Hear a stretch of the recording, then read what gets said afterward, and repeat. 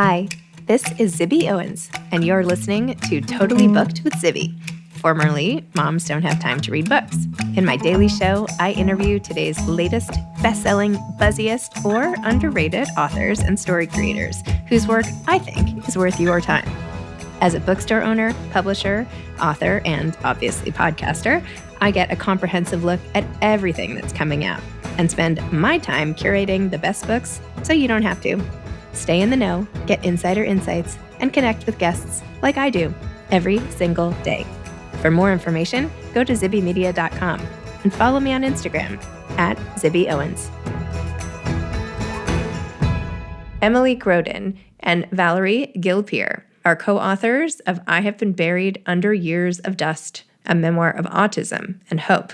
Emily details the challenges she experienced as a nonverbal autistic child and how a miraculous breakthrough in her ability to communicate changed her life. A minimal speaker with autism who learned how to communicate at the age of 25, Emily found her true voice in writing poetry.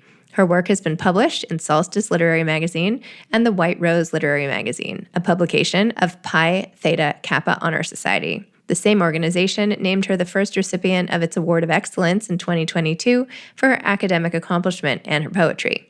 Emily advocates for herself and members of her community in an effort to misspell the misconceptions and non-acceptance of those with autism. She was honored by the Learning Rights Law Center in October 2021 and recognized the same year by both the California Legislature and the Los Angeles City Council for her contributions to the community. Emily is a summa cum laude graduate of Los Angeles Valley College and is currently a senior at Cal State University Northridge, where she is pursuing a BA in creative writing. Emily is also studying script writing and is hoping that her debut book of poetry will be published in the very near future. Her mother, Valerie Gilpeer, co-authored the book. Welcome. So excited to be here with Valerie and Emily. I already read your bios, for I Have Been Buried Under Years of Dust, a memoir of autism and hope. This is an incredible story. I couldn't believe it. It's really incredible. Valerie, why don't you kick us off and explain what happened, and then Emily, you can chime in or just tell us how you feel about it.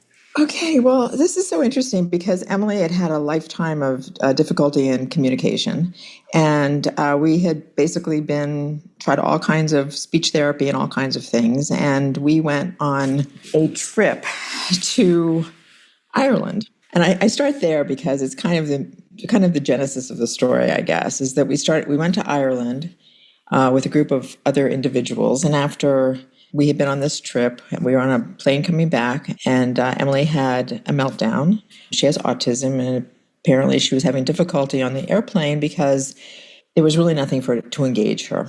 And after months and months and months of working with somebody, we got off the plane after the meltdown, all kinds of trauma on the airplane, get off, sit down, and Emily sits down, and she types out, I have been buried under years of dust, and now I have so much to say. So that was the beginning. Now, this is the beginning of the communication that she started that has turned out to have changed her life and to change our lives as well. It, of course, comes after 25 years of speech therapy and intensive therapies of all kind, and attempts to engage Emily in all ways that we could possibly do. But this was really the huge breakthrough. It was magical. It was, and the funny thing is that the trip to Ireland, one of the things we wanted to do was we wanted to kiss the Blarney Stone, which, of course, lore has it that you kiss the Blarney Stone and you are conferred with the gift of gab. Well, the Blarney Stone was not accessible that day because there are too many tourists there. And it's quite crazy to do it anyway because you have to kind of lean back and people hold the feet. So I said to her, Emily, just kiss the castle. Kiss the castle. And I have this great photo of her leaning over and kissing the castle. And that was the magic. That was the magic. Oh my gosh. So Emily, who seems to be a little tired this morning, she can tell a lot. Also, she has a lot to say about this breakthrough and what it meant in her life as well. So yeah, tell me about that period of time and what it felt like to be able to connect and communicate in such a new way. Emmy. So Emily is typing, and then it voice translates. First, thank you. Aw, you're welcome. For having us. I am going to play a little thing. I So she said, I'm going to play a little game.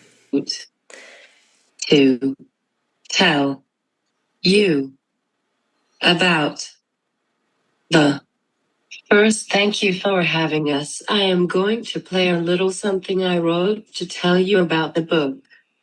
Perfect. The memoir is about me and my parents' journey navigating autism in a world that was not built for autistic people. It is about resilience. It's about trial and error. The book is very personal as it is filled with our experiences spanning my entire life, the good and the bad. And yet, I think it is an incredibly familiar story to so many. That is really what motivated us to share our own story. We knew that countless others had lived, or would someday live, similar experiences of autism, communication challenges, and building a meaningful life amidst the circumstances. My poetry was added to the book as a way of offering a glimpse into the intimate details of sensory challenges, social acceptance, and living as a minimally speaking person. Wow. Emily, that's beautiful. Thank you. And it's really powerful watching you type your thoughts, getting access to what you're thinking, this amazing technology that enables you to communicate. Valerie, how does it feel? I know you're used to it by now, but hearing Emily talk about the book in this way. Well, it's not just, the book was published in 2021. And so over the years, initially, my interest in the book was really to share with people the incredible power of communication, essentially, and that one should never give up. I mean, Emily was 25 years old when she started to communicate in this way. And since then, what has happened is that it has opened up avenues for her in her life that were unimaginable. I mean, she told us initially she wanted to go to college. We arranged that. She started going to community college. She's now at CSUN. She became this extraordinary poet and writer. So many things changed in her life. And every day, Emily writes something else more beautiful. I mean, she has this incredible knack for writing poetry. We just got back from Europe, and today she wrote out a beautiful poem about being away and coming back, and what's that like to return from foreign lands. And it's been an amazing, she never ceases to amaze us, because every day is a new day of revelations. Every day is a new day where we learn something more about her, more about who she is, what she wants from life, which was previously really unknown to us. We had no way of really knowing, except for the basics of, yes, I want a cookie, or I want this or that, or basic needs, I would say. And so what changed for us was getting to know who our daughter is, really being introduced to her at 25. I know that sounds odd, because we're so intimately involved with everything about her life, and providing the best life we could for her.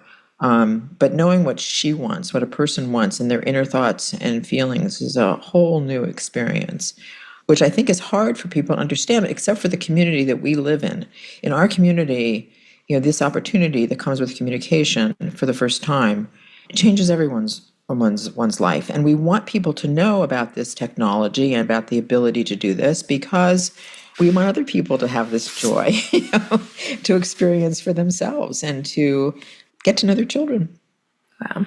So, Emily and Valerie, do you think that all autistic individuals have this same capacity for creativity and thought and everything, and it's a function of communication mostly, and with the correct technology, the not knowing people is going to be soon a thing of the past? What do you think? What do you think, Emmy? I think everyone is creative. They just need the proper tools and an extra lending hand to get to where they want to be. So true. So true. Yeah, I think that Emily's particular level of creativity is maybe not where everyone will be, but I certainly think that the communication tool to enhance the level of communication that people have is what we think that this methodology can assist with incredibly, in my opinion. Everybody's got their own talent, if you will, and the level of talent varies from person to person. But communication is just so important. I mean, how it changed her life in friendships and in education and access to the world. I mean, and it's still a challenge because, it's still a challenge. It's still a world that doesn't completely accept this methodology, but still it's making inroads. It's wonderful. And how has the book changed both of your lives?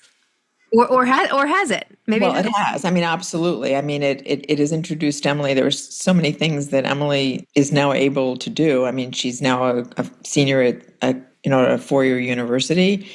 She's a lead in a movie that's being written by another individual who's on the spectrum.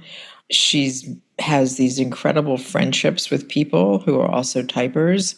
It's just enhanced her life in ways that we never would have expected.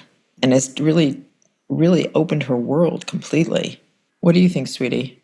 It has definitely opened so many doors, and it is always nice to hear that my story has inspired other families to never give up and fight for their loved ones, just like my mom did for me. So nice. Valerie, that must feel so good. It does. I mean, Emily's level of gratitude that's been expressed has been remarkable. You always wonder what your child would say about you if they could talk, or what they would say to their psychiatrist about you. But she's had such a level of gratitude for everything that we've done for her, and so happy, to be in the place that she's in. And she lets us know that all the time, and it's really good. It's nice to know that the hard work paid off for all of us. Because it's been a lot of hard work. I mean, Emily was diagnosed when she was 2. Years and years of speech therapy didn't get us where we needed to be. And then she had this breakthrough. So it's been life-changing. And for us, I talk about what it's done for Emily, but also it's made our lives so much richer because we know who she is. And we can talk to Emily and feel like we can get a response, and she's honest about it. And she's a remarkable observer of life. She's perceptive. She understands people. She understands us. She knows when we're upset. She knows how to comfort us. It's a whole range of things which have happened as a result of this level of communication. So it's been very exciting. It's like we all have a new life together. So wow. we've just been having a great time since this all happened. It was 2016 that it happened. So it's now been 9 years. So, we just continue to really bask in these incredible benefits that have come our way very miraculously. Miraculously in some ways, and in some ways you have to say it really is the function of the payoff of a lot of hard work, but not giving up, which I think is the key here, is that, keeping at it and keeping on it and finding ways to best help, as Emmy says, your loved one, I think is really the key. So if someone is listening and they have someone they love who is autistic, or they are an educator for those with autism, or just want to help, how do they get access to this technology? What can they do that you did? How can this be replicated? Well, I don't know. I think the thing is you need to find a provider who is good. Let me say, I don't know if it can be replicated. I think that there are different methods of communication that utilize the technology. There's, here locally, Darlene Hansen in Los Angeles area was the person who we connected with, somebody I knew professionally and then later personally with Emily. She's a speech therapist who is very much an advocate for alternative forms of communication, which is really what this is. There's a place in Virginia, I think it's in Virginia, called Speech to Communicate, S2C, I think is what it's called. And then there's also another methodology that has been utilized that is the SOMA method. She's in Texas, and she does something called rapid prompt. So there's different people, and there's different ways. Some parents have come up with their own ways of simply sitting with their children and using the computers technology. One of Emily's good friends started typing just because her mom sat with her and started working with her and not being afraid. Now, sometimes in some individuals, there's some motor issues that are involved with being able to actually touch the keys. But for those who don't have the motor issues involved with it, there's different ways out there. I think people can Google alternative forms of communication, and they will come up with all kinds of stuff either on Google or on Facebook. There's all kinds of groups. And of course, they have to read your book, I Have Been Buried Under Years of Dust. Valerie, Emily, this has been so inspiring. The book was absolutely beautiful. Your poems at the end are absolutely beautiful. And I'm inspired. I mean, you are, I'm sure, inspiring countless people, and your dedication to creativity and how simple it is. Just, everyone's creative, and you just need the right tools and a helping hand. I mean, that's it right there. Thank you so much. Thank you, Zibby. Thank you, Emily. Thank you for listening to Totally Booked with Zibby, formerly Moms Don't Have Time to Read Books. If you loved the show, tell a friend, leave a review, follow me on Instagram @ZibbyOwens, and spread the word. Thanks so much. Oh, and buy the books.